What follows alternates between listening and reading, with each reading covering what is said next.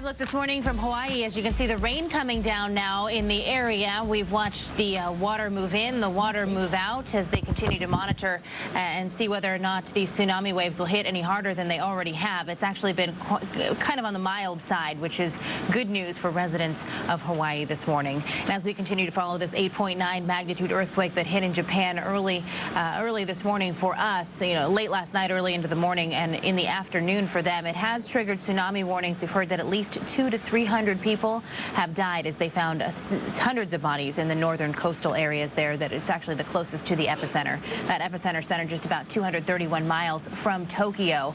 Now let's take a look at the moment when this quake happened. You can see the panic that happens here. The building shaking, papers and books flying, the walls shaking, people trying to duck for cover during this office meeting as they just try to figure out exactly what's happening. And you can see this is quite the earthquake. It was a very big earthquake that hit there. Take a listen to what one person who saw it firsthand had to say. We're on the 9th floor of an office building, and just as the earthquake hit, all the papers went flying. We have a tape library as well, and the tapes are strewn all over the floor. So what happened in our office, though I wasn't here, I was at Tokyo Station, basically everything was shaking, and anything that was piled up fell on the ground.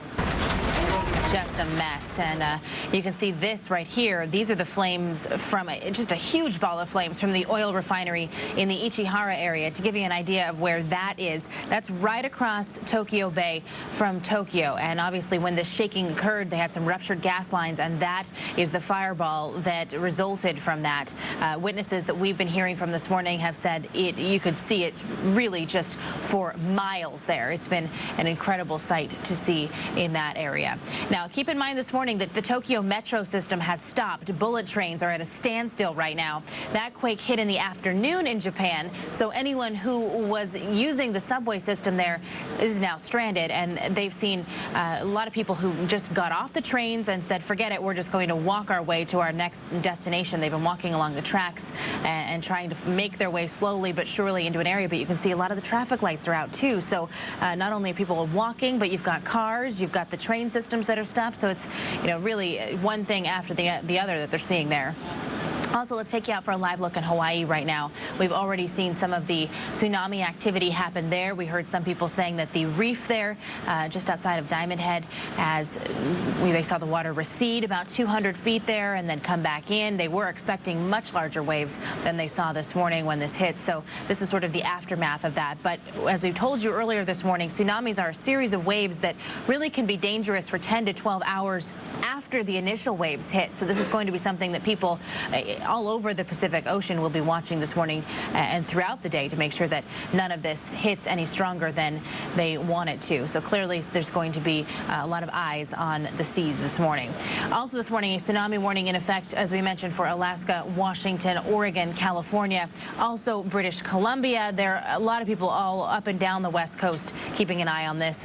As we take a look at the updated numbers for when these waves may hit, Crescent City, 7:23 a.m. is when they're expecting the waters to hit there. San Francisco at 8:08 a.m. and Santa Barbara at 8:17 a.m. this morning. The West Coast and Alaska tsunami warning centers are really hard at work this morning, telling people in coastal communities that they do need to prepare for an evacuation just in case that's necessary. So making sure that you have all of your affairs in order. Make sure if you live in a coastal community, putting things in a box, just taking them with you, just to make sure that things are extra safe. Right now, they have not issued any evacuations there. So keep that in mind this morning, but also do keep an eye on your local emergency services. They tell you to get out. They're saying be calm, be cautious, but do heed their warnings. Very important this morning.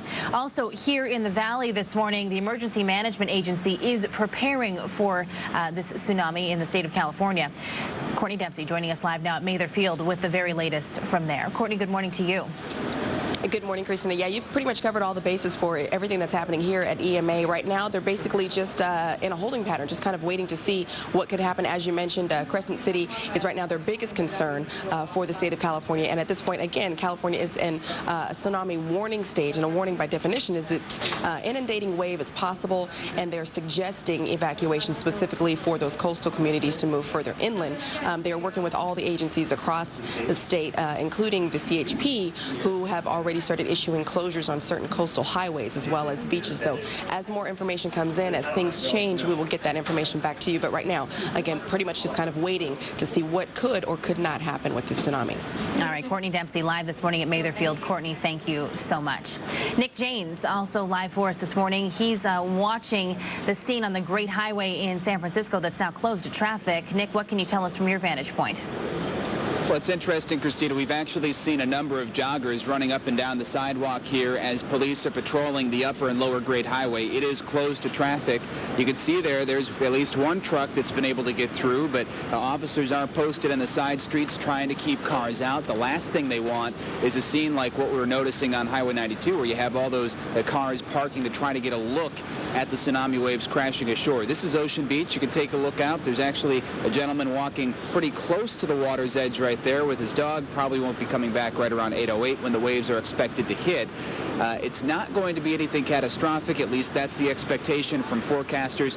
Waves may be between 2 and 5 feet, but it's important to point out that we are not in a high tide. We're in low tide right now, and so any water level increase may actually not equal a normal high tide. What does that mean? Well, possibly not much in the way of flooding and damage, or at least that is the hope.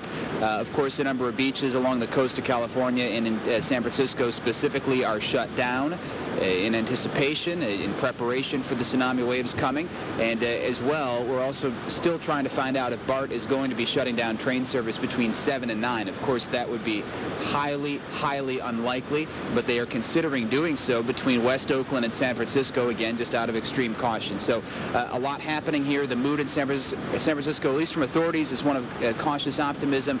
Locals, I don't know. I haven't detected much in the way of fear because you have people out walking around and just kind of going about their business. But Christina, we'll have to see if that changes as we get a little bit closer to 8 o'clock. Sure, absolutely. Better to be safe than sorry. That seems to be the theme today. All right, Nick, thank you very much for the update. We certainly appreciate it. Take a look at this, too. Some cars and people really lining up this morning. This is going to be a look at Highway 92 this morning in the Bay Area. Now, if you're not familiar with that, that's the road that leads to Half Moon Bay up and over the summit there.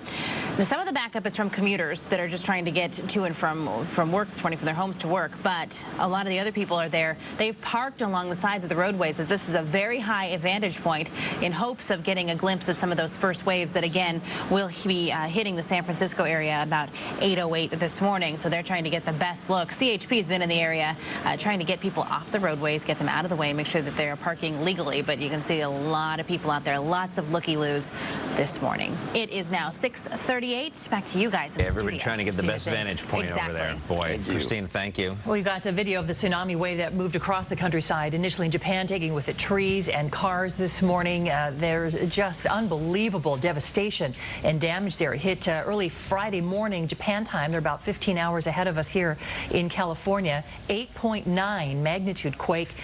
And also Sendai City Airport. Sendai City is the airport and the area that has really seemed to receive the brunt of the damage, the largest populated city closest to the epicenter of the earthquake. The airport there flooded, and we're hearing reports with the water beginning to recede somewhat that they've found 200 to 300 bodies because of the flooding. And now Japanese Coast Guard is looking for a ship that was carrying 80 dock workers that was swept away when the tsunami struck the northeastern coast of the country. We have Don Geronimo here, and Tina has also been following some of the social media, Twitter accounts, and that sort of thing. You guys, those pictures are incredible, Nick. Those pictures are incredible when you're watching something on TV and you realize, oh, this is something that maybe I've seen in a movie before. Right. That's like where it becomes real. It looks like a special effect in a movie at that point. This picture right here. Now, if you were to see this in a movie, you might go, oh, is this good CGI or bad CGI? Then you got to stop yourself for a second and say, hey, holy cow, this is real. This is really happening. And you were mentioning social media. If you go to my Facebook page, that's Don Geronimo at Facebook. I've got 5,000 followers, and I put out the note that I would like updates, pictures from friends and family. I've gotten a couple of notes just put up a couple of minutes ago. John Tibbs wrote, I'm going to try to get pictures from my mom and dad vacationing in Kona right now. Somebody else wrote that they're trying to get a hold of their family, and they can't do it, you can send me pictures on either Twitter or Facebook, and I'll be glad to get them right on the TV for you. And teens following on Twitter as well, yes. too, this morning, Teen. Right. What's happening over there, T? Well, like if you take my PC2 here, you know, like Associated Press right over here, Japanese police is about 43 minutes ago, say 200, like Marianne was just saying, to 300 bodies have been found. Northeastern coastal area, can see this here. Death toll likely to climb. CNN, massive quake. They're just, it's just coming on like minute by minute. And here. you mentioned the nuclear power plant there, too, that you saw something there. Oh, that's right here. And I have Reuters up here, too. Let's see, where was that? That it was flooded, and so they were evacuating it because the cooling system had not worked. Here's Barack Obama. Instructed FEMA to be ready to assist Hawaii and the rest of the United States and territories that could be affected. On our Facebook page as well, too, we've got a way for you to post if you've got something you want to talk about, too. People say they've been through tsunamis before, or tsunami warnings, but that this one feels a little bit different. So we're going to keep tracking back on Facebook and Twitter as well, and let us know what you're seeing and hearing out there. And Marianne, I just got a note from my wife. I have the phone number of our friends in Maui if we needed it. And on Facebook, I just got a note from Teddy McKay saying he's got a guy that just opened a golf school in Tokyo, and he's originally from Boston. We've got a phone number for him as well. Oh, maybe we should we'll try to get a hold of him. Put There. that phone number on TV. The place right there, everybody Obviously, can our see big story on this Friday at just about, let's see, 43 minutes past now. We'll keep an eye on the latest tsunami warnings for the California coast. Got a live look at the beach out there, too, here, and in the Great Highway, I should say, in San Francisco there, that runs right out alongside the outer edge of the peninsula. Tsunami reported to hit around 10 after 8 this morning. We'll keep watching it for you here live on Good Day Sacramento.